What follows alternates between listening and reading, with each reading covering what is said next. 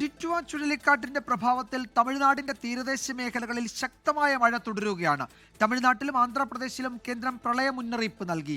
ചെന്നൈ, തിരുവള്ളൂർ ജില്ലകളിൽ red alert പ്രഖ്യാപിച്ചു.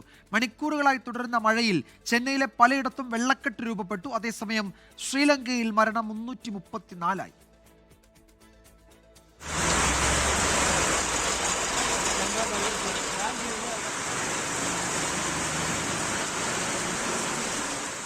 ഇടതടവില്ലാത്ത മഴയാണ് തമിഴ്നാടിന്റെ തീരദേശ ജില്ലകളിൽ. കാലാവസ്ഥാ നിരീക്ഷണ കേന്ദ്രത്തിന്റെ മുന്നറിയിപ്പുകൾ കണക്കിലെടുത്താണ് കേന്ദ്ര ജല കമ്മീഷന്റെ ജാഗ്രതാ നിർദ്ദേശം.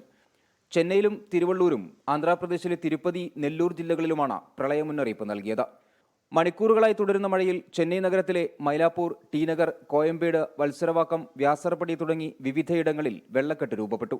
ചെന്നൈ, തിരുവള്ളൂർ, ചെങ്കൽപ്പെട്ട്, കാഞ്ചീപുരം ജില്ലയിലെ വിദ്യാഭ്യാസ സ്ഥാപനങ്ങൾക്ക് നാളെ അവധി പ്രഖ്യാപിച്ചു.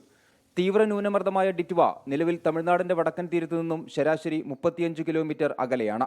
ഇന്ന് രാത്രിയോടെ ഇത് ന്യൂനമർദ്ദമായി മാറും.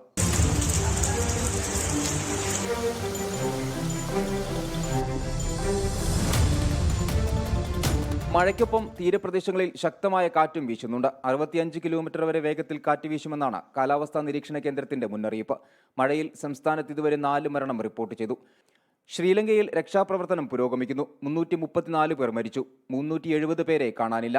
രാജ്യത്തെ 25 ജില്ലകളിലായുള്ള 11 ലക്ഷം പേരെയാണ് ഡിറ്റുവ ചുഴലിക്കാറ്റ് ബാധിച്ചത്. 24 ചെന്നൈ.